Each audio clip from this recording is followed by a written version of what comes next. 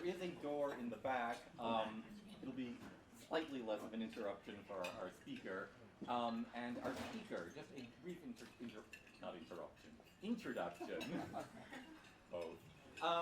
Barry Smith works in ontology, which is extraordinarily influential in it, a subfield of computer science, which has its roots in philosophy. His ontological ideas and methods have been applied successfully in biology and medicine, and I believe he is beginning a project to apply them to economics. He has an extraordinary number of honors. That's how you're supposed to do it. He is the co-author, among other things, of Building Ontologies with Basic Formal Ontology. That is to say, again, one of the basic works in the field. He has also, perhaps single-handedly, made philosophy something applied and used. The perhaps ultimate test of that is that the Defense Department has used his applied ontologies to form part of their international standards.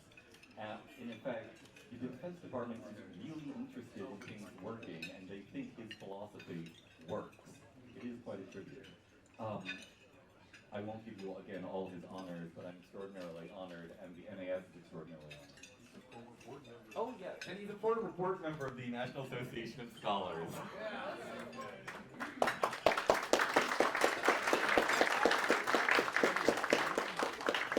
So I talk rather loudly, so I'm hoping I don't need this. So, all right, I give in. So you could all eat very quietly. Can you hear me roughly at this level? All right. Is it even on? It should be on. Right here? All right, I'll do my best. Okay, so I was trying to work out why I was invited to give the dinner speech. And I decided that they thought I was just going to be doing philosophy, and that's not very important. And so I'm going to talk a little bit about the Lehman crash, but most of it is going to be built around cytokine chemistry. So you're going to get cytokine chemistry good and hard. We'll start with medicine. So this is the former dean of the medical school in Harvard. And he's noted for having given the same address to the medical students, the new medical students when they arrived each year, telling them that 50% of what they were going to learn was going to turn out to be false, and no one knew which was which. And of course he was wrong. So 99.93% of what they learn is going to be true, because it's all boring. So there are many, many boring truths. And these are the things that they learn during their studies. Most of them, they know them already, they just never saw them written down. And as Pascal pointed out, too much truth is disgusting. So no one thinks about all of these boring truths, of course, because they're boring, but they're still true. Now, most truths are boring, which means most truths are not going to get published. And you're not going to get rewarded. Most of what I'm saying now is boring, of course. But I'm not going to get rewarded for saying this because it's obvious. Now, what this means is that discovering interesting truths is really hard. And that's why most published research findings are false. Because they're really hard to find, these interesting truths. But as we've seen already on several occasions today, there is a very important set of incentives for people to publish. All right. Now, Ioannidis, in his paper, showed the various marks which go hand in hand with published results. So they're studies which are focused on a rather narrow domain. Effect sizes are relatively small, there is a greater number of combinations, so that you can select just those combinations which seem interesting. And because you're selecting, there will in fact not be statistically significant combinations for the entire possible sample, but you will have a statistically significant result. And it's going to be even better if the result is in an area where there are strong incentives to publish, for instance, of a financial nature. So, if it's interesting, it's probably false.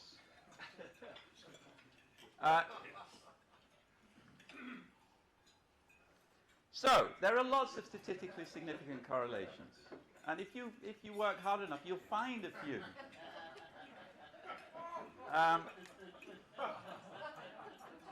So let's find a few. We're going to design a cafeteria which will optimize the degree to which people eat healthy food. This is in a student residence hall, let's say. So you're going to change the color scheme, you're going to change the size and shape of the tables, the size and shape of the chairs, the music in the background, even the pricing. And you collect data on all of these possible combinations.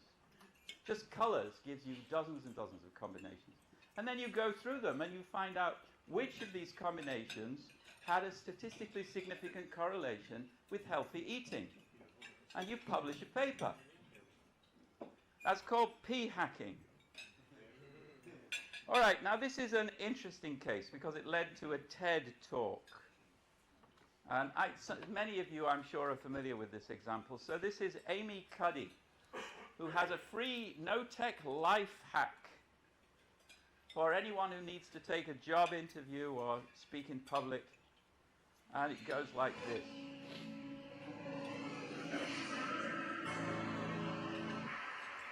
So I want to start by offering you a free no-tech life hack. And all it requires of you is this, that you change your posture for 2 minutes. Powerful people tend to be, not surprisingly, more assertive and more confident, more optimistic. They actually feel that they're going to win even at games of chance. They also tend to be able to think more abstractly. So there are a lot of differences. We have this evidence, both that the body can shape the mind, at least at the facial level, and also that role changes can shape the mind. So what happens, okay, you take a role change, what happens if you do that at a really minimal level, like this tiny manipulation, this tiny intervention? For 2 minutes you say, I want you to stand like this, and it's going to make you feel more powerful. So this is what we did. We decided to bring people into the lab and run a little experiment, and these people adopted for 2 minutes either high power poses or low power poses. They come in, they spit into a vial. We, for 2 minutes, say, you need to do this or this. They don't look at pictures of the poses. We don't want to prime them with the concept of power. We want them to be feeling power, right? So 2 minutes they do this. We then ask them, how powerful do you feel on a series of items? And then we give them an opportunity to gamble. And then we take another saliva sample. That's it. That's the whole experiment. So this is what we find. Risk tolerance, which is the gambling. What we find is that when you're in the high power pose condition, 86% of you will gamble. When you're in the low power pose condition, only 60%, and that's a pretty whopping significant difference. Here's what we find on testosterone. From their baseline when they come in, high power people experience about a 20% increase, and low power people experience about a 10% decrease. So again, 2 minutes and you get these changes. Okay, so she did very well. So this is one of the 20 online talks that can change your life. In the Guardian. But then things started to go wrong. So her co-author, for a long time, Amy Cuddy continued to defend this result. But her co-author concluded that she did not believe that the effects were real. And gradually speaking, the influence of Amy Cuddy on the power pose question waned. Okay, so this is just one example of many, many examples, particularly in psychology, but also, as we shall see, in other areas. And so the question is, how do we solve this problem? And the first attempt was in psychology in the so-called Reproducibility project, which sought to replicate 100 studies in psychology, which were published in 3 leading journals. And it's very well documented. Amazing statistics, amazing attention to detail went into this project. And the result of the project was 36% of the studies replicated, and the rest were that they did not replicate. And even the ones that did replicate, the effects were smaller than claimed in the papers. Now, these are just a couple of examples. Currency priming. So if you're just exposed to money, then this increases your endorsement of the current social system. So I can show you a dollar bill if you like. Imagined contact. Merely imagining contact with members of ethnic outgroups is sufficient to reduce prejudice. And many more. So this is a Gary Larson one. So research, the participants were asked to either hold a pen between their teeth or between their lips. If it's between your teeth, you smile. If it's between your lips, you pout. People smiled. People who were forced to smile because of the pen between their teeth found that the cartoons funnier. And the conclusion is that if you change your expression on your face, this will change your mood. So this is the idea. Smiling can make you happier. It didn't replicate. Now, it's not just psychology, it also in chemistry, and this is an amazing result. So there is a journal called Organic Chemistry. And organic syntheses. Organic syntheses is a journal about organic syntheses. And from the very beginning, they have verified every single submission to the journal by synthesizing the molecule that the journal described as having been synthesized. So it's an easy way to replicate. And they didn't. So 7.5% of the submissions in the years 2010 to 2016 did not replicate. In other words, it was not possible to synthesize a molecule that was described in the paper. And as the editor says, most chemists would consider that this is frightening, because every other kind of chemistry is much harder. And so, presumably, every other kind of chemistry is even less replicating than here. All right, so of course the 7.5% papers may fail for innocent reasons. It could be that they made a mistake in describing the methods used for synthesis. We'll come back to the issue of describing methods used in scientific results later on. But of course there are other reasons. So sometimes the methods were not described clearly enough, for instance. And ontology, which David referred to earlier, it steps in at this point. So ontology is all about describing things in ways that other people can understand. All right, now it holds in medicine. I understand that in medicine there are incentives to publish more than perhaps is wise. So there was a study which was done, which I'm sure is replicatable, which says that around $28 billion worth of research in medicine is non-reproducible.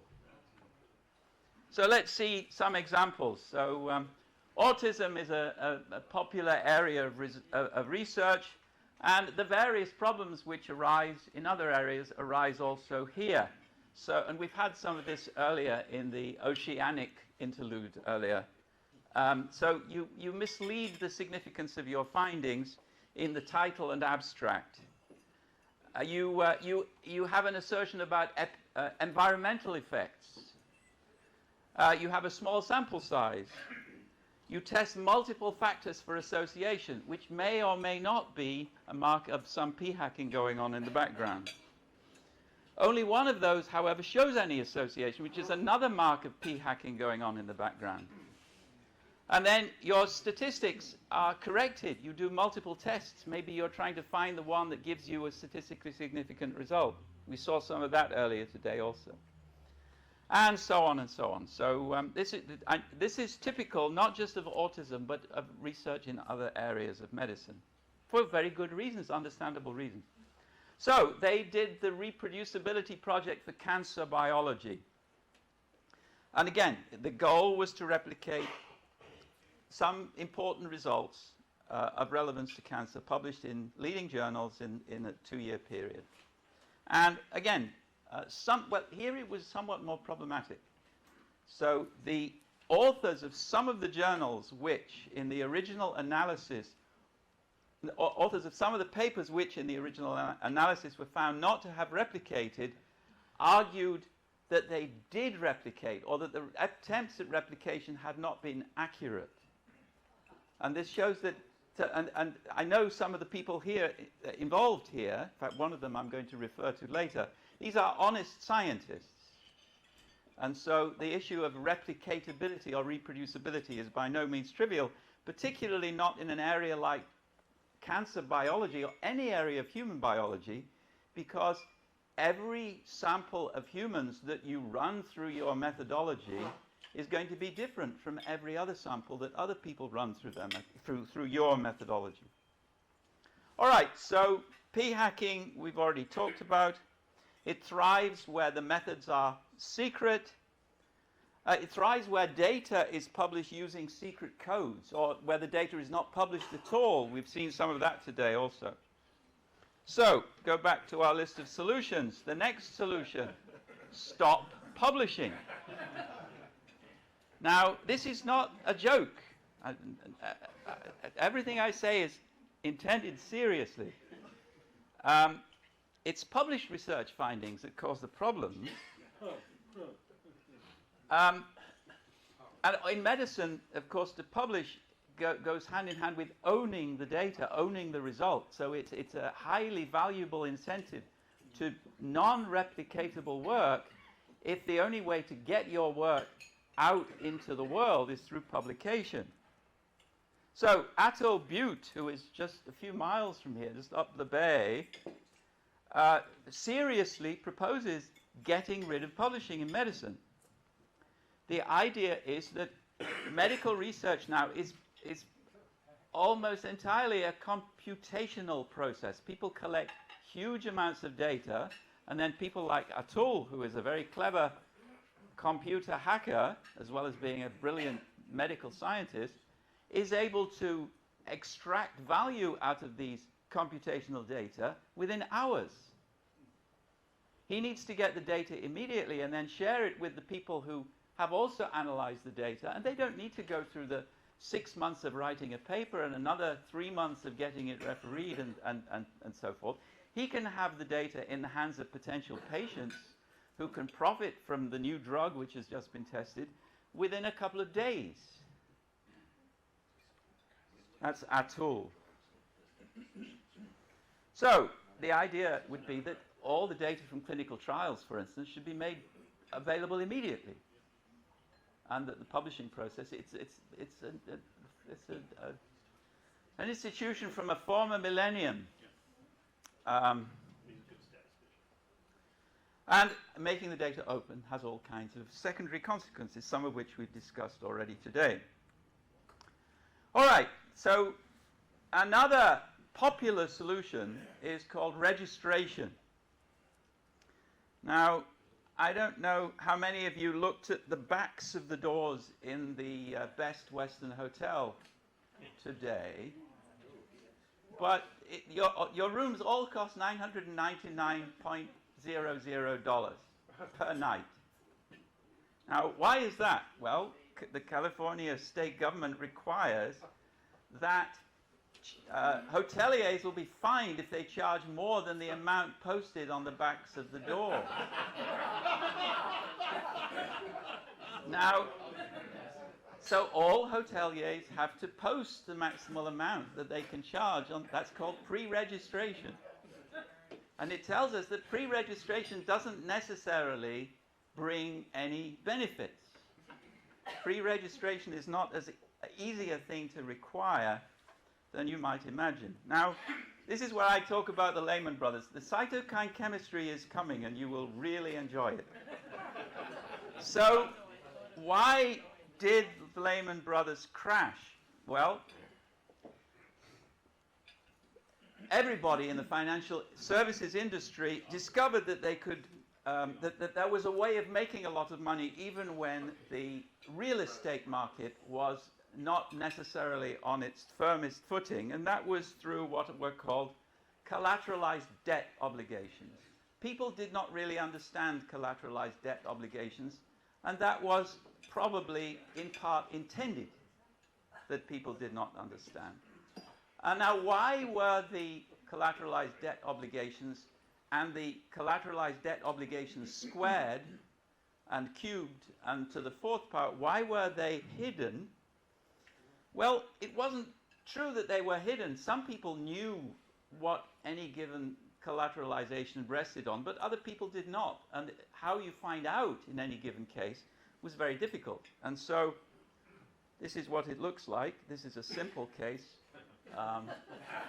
So that down here are the residential mortgage payments. And up at the top are the, well, anyway. So Lehman crashed because in the 48 hours, the weekend, when the process was entered into of trying to resolve all the creditors and debtors of Lehman, they couldn't get all the information in time. And so $75 billion of value was lost because of hidden assets. So you just couldn't, Lehman was much richer than people supposed. It was still probably not rich enough, but it was, a lot of money was in Lehman's hands legally and properly. It's just no one could find it. A lot of value, I should say. So the Dodd-Frank Act instituted pre-registration as a solution to this problem. I actually think it's a good solution to the problem, insofar as it goes. Of course, it's not been tested yet. The idea of the Dodd-Frank Act was that every large-scale financial services organization like Lehman had to have a living will, which means a resolution plan, which means a plan which will enable them to resolve all their debts and all their credits within 48 hours, which is going to mean use of computers. The computer has to be able to find all of those things and resolve them within 48 hours to unwind all the derivatives. And so they introduced a registration system which includes a so-called legal entity identifier. When you create a collateralized debt obligation, you create a new company. So the bank doesn't own this thing. The new company is formed so that if it crashes, the bank will not be affected. So there are hundreds and thousands of new companies being created and resolved over periods of months and years. All of them have to be identified and findable. And so a legal entity identifier contains all of this information. And then the idea is that you can use all of this information in order to resolve the company in the required 48-hour period. Now, this is working. There are now, there are more in Canada, actually. There are 27,000 LEIs which have been issued to institutions in Canada, 16,500 in America, and then... oh, no, sorry.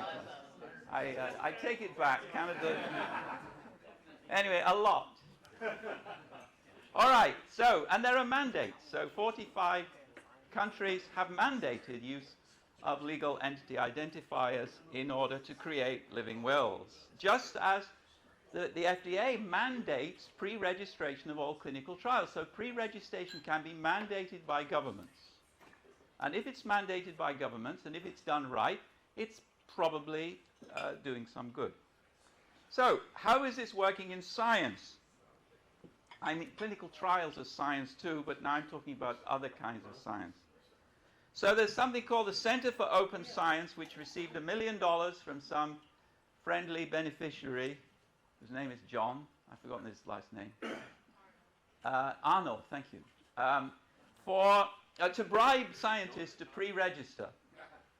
So the idea was that they design their experiment, they pre-register, which means they register the design of the experiment, and then they collect their data, analyze it, publish it, and then they get $1,000.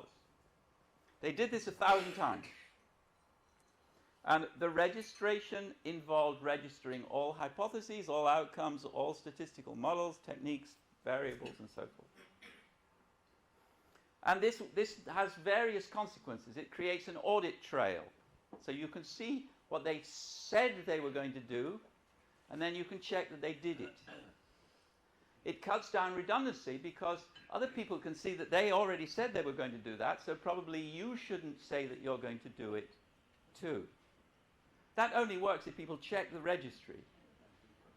And to a certain degree, it does guarantee reproducibility because you've specified how to reproduce. Now, we've seen already on several occasions today that there are few incentives to try and replicate other people's experiments. But still, at least it makes it possible to try and replicate. All right, now, registration was fashionable. I don't think it worked to the degree or with the success that was hoped initially, but it's an ongoing thing. There are also now registration badges which you can attach to a paper to demonstrate that it was pre-registered. And now, slightly more interestingly, there is peer review, not just registration now, but peer review prior to conducting an experiment. And many journals listed at this link here are allowing people to have their study design peer reviewed before they perform the experiment. Now, this obviously is beneficial. It saves you time if it's a bad design. Here, also, you have a possibility of reducing redundancy because people can identify a design as being one that they've already seen in another experiment. And then you have a second stage of peer review where you actually hand in the report, and the people who have, the journals who have adopted this model, not as a requirement but as an option, are also committing themselves to publishing negative results and to publishing boring repetitions of results. And you can find a list of the various different kinds of studies and reports on the Open Science Framework website, and it's quite an interesting list. So this one that's highlighted here is called A Closer Look at the Size of the Gaze Liking Effect, which I guess won't replicate, but I'm just guessing. All right, now the big problem here, and we really are now getting to cytokine chemistry, is how and where. How is the important thing? How are the materials, hypotheses, and so on to be described? Because if everyone can use their own words, and if some people are very clear, but other people are, for whatever reason, not quite so clear, then how are they going to produce a good description which really will ensure reproducibility? Now, there is one very interesting attempt to tackle this problem, which is a company called Protocols.io, which has engaged in collaborations with the Center for Open Science, with various journals, in order to help people not so much answer the question of how these methods and hypotheses are described, but where they are to be described. Because Protocols.io is a repository for descriptions of methods, protocols. And it's great. So it's a very impressive, it's very successful, it solves a major problem, and you can create a free account. So for normal mortals, it's free. And this is Lenny Tatelman, who is the owner of protocols.io. And this is the gentleman that Peter referred to yesterday. As I say, this is heroic work that he's performing, and he's performing it successfully. And I'm sure he doesn't have time to do anything else with his life other than perform this successful work. So, as he says, given that we have protocols.io, then there are no more excuses for non-reproducible methods. Everyone can upload their methods to protocols.io. Now, how does he finance protocols.io? Well, it's free for human beings, but companies have to pay. And companies pay, for instance, reagent vendors, vendors of chemicals, of antibodies, for instance. They pay because then they can glean from protocols.io aggregated data which will help their businesses. So everyone wins. We've solved the reproducibility problem, and vendors of antibodies can help to finance the solution. So this is an example of one such Millipore Sigma, one such company, which is selling an antibody related to a molecule called CCL15. That's a cytokine. Just remember that. And it's $409 for 100 milligrams, so it's a deal. I recommend that you do not go to this site, because by the next morning, every single web page that you open will have an advertisement from Millipore.Sigma trying to sell you antibodies. This is another CCL15 antibody, this time from a company called R&D Systems. Now, we're interested in this CCL15 because the immunologists, and we're talking now about immunology, are notorious for inventing different labels for one and the same molecule. So there are at least 63 labels in English, in the Roman font, for CCL15. Now, humans who are experts, they know their way around this minefield, and they know how to tell whether something is the same cytokine or a different cytokine. But computers, they're a bit stupid.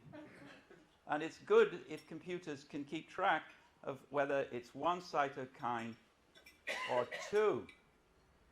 So let's see how protocols.io manages here, because if protocols.io really is the answer to all of the Maiden's Prayer, then it's going to do well on cytokines.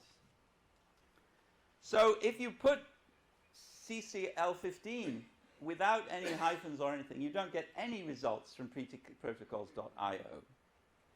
If you have a hyphen, you get 99 results. If you enter a search result for CC-motif chemokine 15, which is the same entity, you get 420 results. Now, this is very troublesome because they are the same molecule. And if you have a method using this molecule under one label, it should be retrieved by the same search as using under another label. So let's try another one.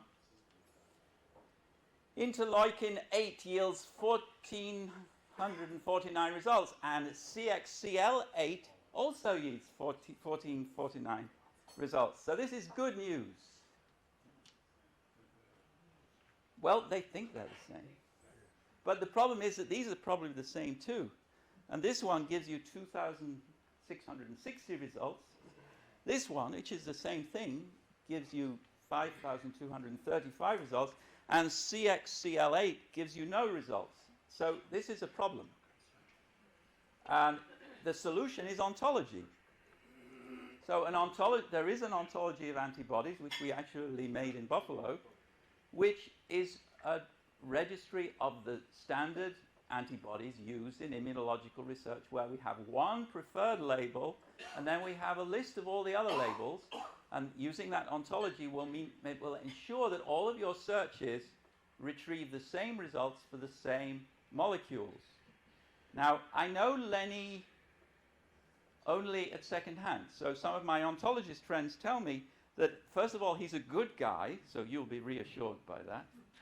And secondly, that he refuses to listen when people say the word ontology. So maybe he's not such a good guy after all. All right, so this is Lenny.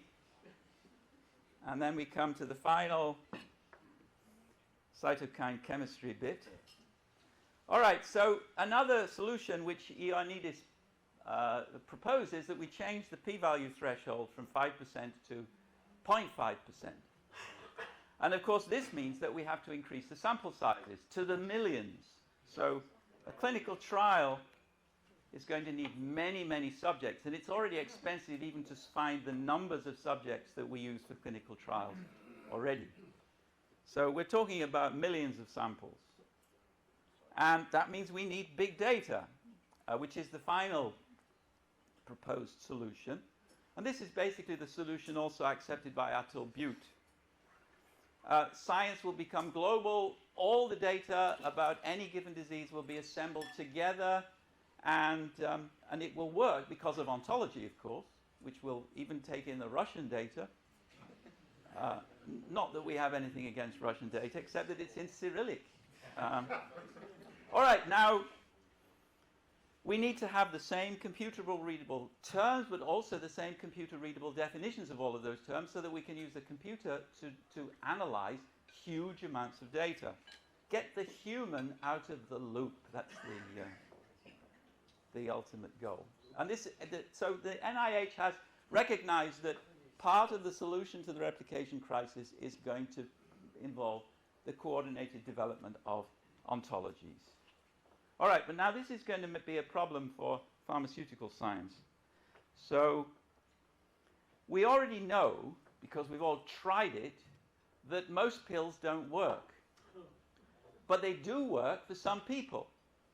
So Abilify works for 1 in every 5 people, and Nexium works for 1 in every 25 people, I think it is. Which means a lot of money is wasted by drug companies because they do their testing on samples which have not been pre-selected, because no one knows who will be the ones for whom a given drug works until they've tested it and marketed it, and then they have a big population and they can start to do studies as to which kinds of people the drug works for and which not.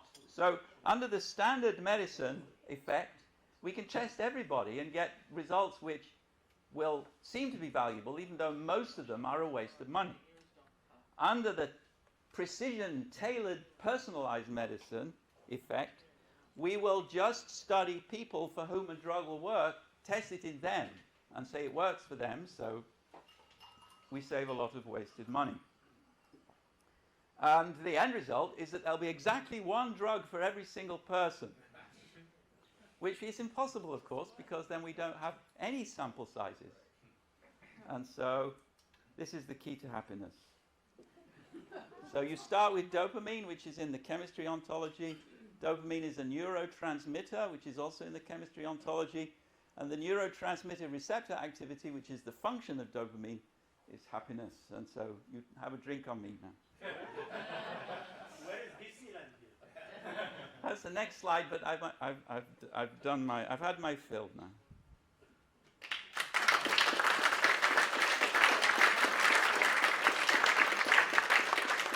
So do we have questions? Or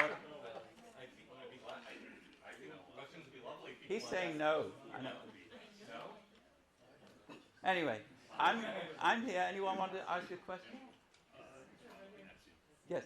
Are you aware of the efforts of Lenny to discourage people from attending this conference? I've never heard of it. Well, Peter, please explain. No, I know. Oh, I was being funny. I've heard of you it. consider him, I am, to be honest, I am surprised that he's wasting his time in doing what he's doing. He has so many more important things to do. I have no idea why he did it. So, as Peter explained, he got the wrong end of several sticks. Yes? I'm just going to comment on searching. Many years ago, in the 80s, I was at Bell Labs. One of the most lucrative things was yellow pages.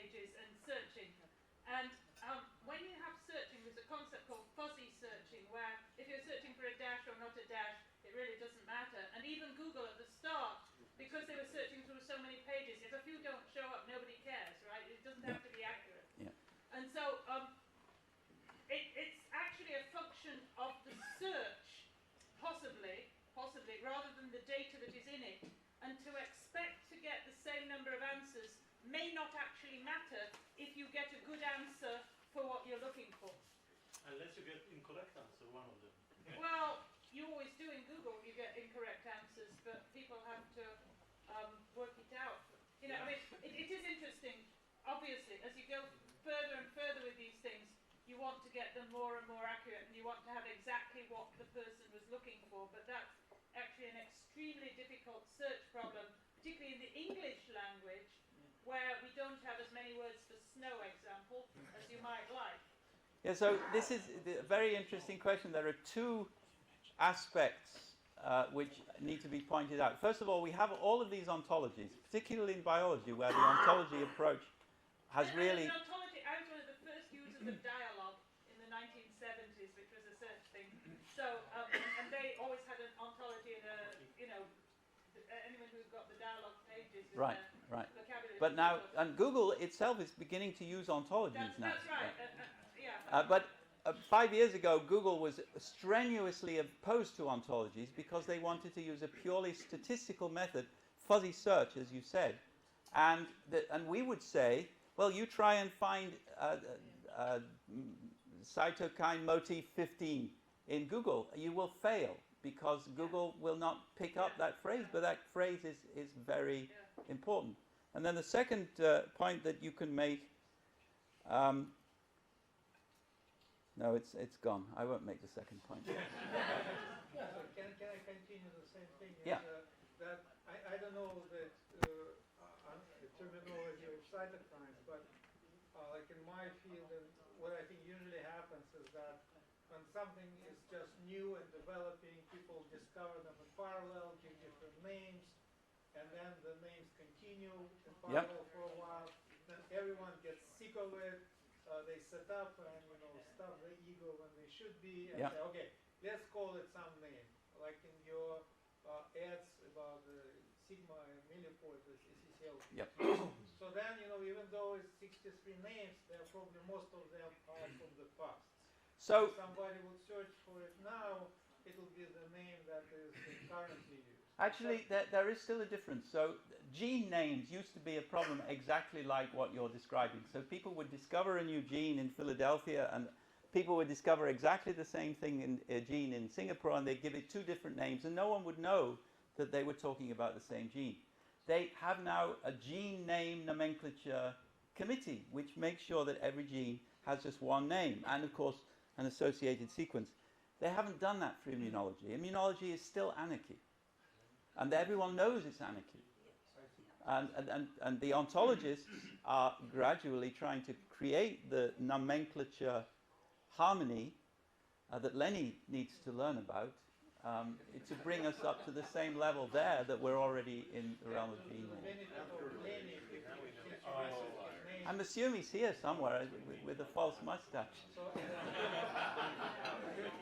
I mean to say a good word about Lenny. I've never met him before. He wrote me. I should say I never met Lenny before. I even didn't know he was associated with protocols IO until I received a letter from him about not going to the conference. But I replied, with logic, and he sent me back, his reply. It was a very thoughtful conversation, and by the end, I felt that he actually realized that maybe the right choice for him would be to come to the conference, but he just couldn't. So I should say. Okay, well, I congratulate you. But I think he's a very good guy, and on top of everything, he had his right to express his opinion. He expressed it, and I don't see there's anything wrong about it. No, I'm not saying there is. It's great. We had much bigger enrollment. Yes. Yes, could you backtrack a couple of slides so you list your 5 possible solutions? Right. So I gather, I'm not quite clear. Are you saying that none of these will be adequate to the problem? That each one of these I remain pessimistic, and after today's meeting, even more pessimistic, I have to say. So I think the problem with, the problem with stopping publishing is that it would upend our entire academic world, which may be a good thing. But perhaps we should keep medicine in something like even keel while we scrap the other parts of the... Okay, so I agree with you. It's not realistic to expect we can make a big improvement. But there are two things which are much more fundamental that we can prove and should be conceivably implementable by all the silver-haired folks in this room. My experience over 50 years as an environmental scientist is that the majority of courses teaching statistics, even in the best universities, are very deficient and out of date. And number two, the same applies to the textbooks. And I love having these kinds of meetings with these fellow souls, but I think it's until people, including maybe the American Statistical Association, including NSA, the big NSA, us, NAS, I think. are willing to bite the bullet and have tougher book reviews. When the new stat book comes out, if it's got big problems in it, they should be nailed. And now, book review editors don't like you to be too critical of books, but and then the courses, you can just, those are harder to do, but without better statistic books available in all the different fields that use statistics, we're not going to make I agree. progress. I think that probably the psychologists are aware that they have to do better in their statistics. Whether they are taking the necessary steps is another question, but at least they are very, very worried. Yep. So I'm curious, is it too trivial to suggest that we just pay scientists to fact check other scientists? So actually that is another aspect which worries me. So I do The experts only have the ability to report on other experts, and so we have the whole commercial industry using these financial heuristics to question the commercializable potential of the discovery, and that's not the point. Yeah. But you're pointing in completely the wrong direction. In other words, while what you say is correct, it's going against all the forces, all the incentives. So I do a lot of peer reviewing. I get no reward. You should. Where would the reward come from? Because increasingly journals are going out of business unless they publish open source online, for which they don't really get income unless faculty members or institutions pay $3,000 a paper for publishing rights. So gradually, the publishing industry is going to become poorer and poorer. And so who's going to pay the $1,000 that I would like to review a paper? Well, I'm sorry that poor is a relative term. Currently, the profit margin of LCV is 40%. Okay, so, but still the tendency is that they're going to get poorer and poorer. In science, anyway. Yes? I thought ontology was a study of being. Apparently you're using it in some other way. So the term ontology was introduced in the 16th century. It was basically the Latin for the Greek word metaphysics. And it meant what you just said.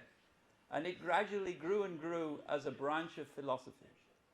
In the 1970s, it began to be used by computer scientists to describe a theory which would capture a certain domain of being, a certain domain of entities, whether this be tables and chairs in a restaurant, or molecule types in chemistry, or energy in physics.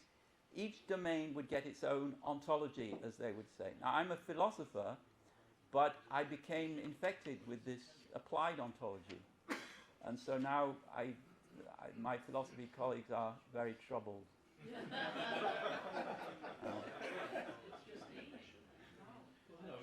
No, it's a lot more than that. It's defining the terms in such a way that computers can understand how different entities fit together, reason with them, understand things like protein reactions, or chemical reactions between proteins. So right at the back. Yeah, wanted to just say a very quick word about our friend who said that we need better statistics, because actually in the last two papers that I've just heard, people have said we need more sample, more items in the sample to give better validation. That depends on the variance. If you have absolutely no variance in the sample, it won't matter how many people you have. So, I'm just putting the statistics straight. Right. And I bow to your superior wisdom. So, right at the back. You have argued that the Lehman crash is an analogous failure of reproducible data. Could you comment a little more about that? So I brought in Lehman because it was an analogous hope that by means of pre-registration you could avoid a problem. And I think that the hotel door example, which I found after I thought of using Lehman as my example, the hotel door example is a clearer illustration of my point. Pre-registration is not going to do any good unless you are very, very careful in specifying the rules for pre-registration. California state law did not specify the door rule very cleverly. So it's easy to cheat. $999 per room. Just check your door. Maybe it's more in your room. Yeah. In addition to the variance within the sample, you have variables that influence the sample outside of the sample. Right. And no matter what your statistics are, they're not going to affect them. Right. You're not going to be able to account for those. Right. So, yes? A lot of the discussion is what should the scientist, researcher do in order to improve things. Yeah. If you go back to Deming, that went into Japan, he said that you only change a system if you get the managers of the system to change it. The workers generally are very happy with the current system, and they're not going to change. So all of this discussion of what can we do to the researchers, have them register, have them do this, and have them do that, their incentives are to publish.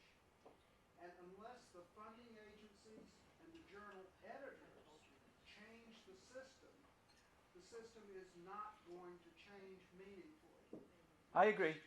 And the journal editors, some of them have tried to change the system, and there has been pushback to some degree from authors. The NIH has tried to change the system and succeeded in some aspects. For instance, there's a lot more access to data than there would have been without the NIH. Well, the NIH just recently said that if you're going to get money from us, you're going to make your data publicly available. Yeah, exactly. And that's a good aspect. And that is, the NIH is a funding agency, and they are the managers of the system. Yeah.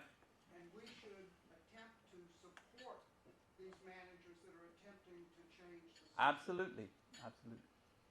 Yep. I wasn't going to say anything, but the last commenter induces me to comment. Let's face it, Barry, we're all academic whores of the federal government. We all are wards of the state.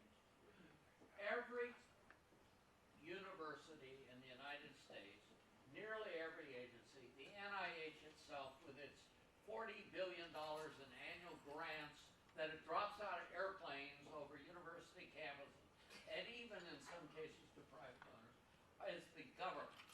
It's the government that's doing this. Why don't we look at what it's doing and whether there are alternative ways of doing this? I don't think we're talking about this. And I think that's what we should be talking about. Not that we should necessarily bow to the ideological predilections of my revered friends at the Independent Institute or at the National Association of Scholars, which Peter will tell you quite correctly has no ideological predilections whatsoever. We're interested in the truth, period. But it has been distorted by the political process, and it has been distorted mightily by the political process. And until we talk about those things, we're talking around the edges. That's all I have to say.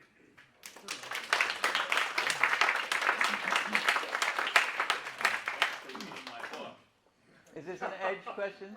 Yeah, it seems to me, if I read the history of economics and things a little bit, that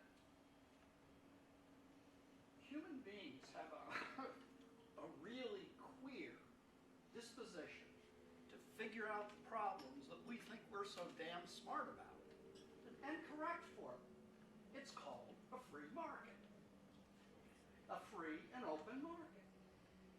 And if we look back through human history, it's worked. It's going to work this time, regardless of what we say. I mean, that would be my best guess. So are we not Because market if I were a participants? scientist, I want to know that what I publish is correct and that I get rewarded for that. I mean, that's the basic thing that drives us. Let me just offer one counterexample. Great. Environmental health perspectives. Huge impact factor, lots of people subscribe to it, is full of absolute garbage, in my opinion, in terms of statistical quality. Hasn't slowed it down a bit. Okay, so one last question. Yes? Yes? Yes? It's an NIH journal. That's a really complicated question. So a long time ago, I published a number of pieces on the ontology of Austrian economics, but now ontology being understood much more in the philosophical sense rather than in the applied ontology sense that I'm using today. So in the applied ontology world, we really are focusing on terminology and getting terminology right. Now, I think that this is a really difficult job, and it's a completely other series of talks, but it does actually respond to Richard and to your question a little bit. So I think that many of the terms used in economics are in need of some kind of ontological definition that would be rigorous. And I'm thinking of terms like commercial exchange, or buying or selling, or preferring or valuing. Not because I want to defend one or other particular economic school, just because I think it could be an important contribution to bringing about replicability in areas such as economics. So that's my. Do you consider Brentano your sort of ground? Okay, so Brentano was one of the first philosophers that I took seriously as an ontologist, but this was in a former millennium. And he, in one of his works, which was about the soul, the ontology of the soul, Brentano has in the frontispiece a dedication to Aristotle from his favorite son. So I don't think of myself as Aristotle's son, but maybe his great-great-grandson.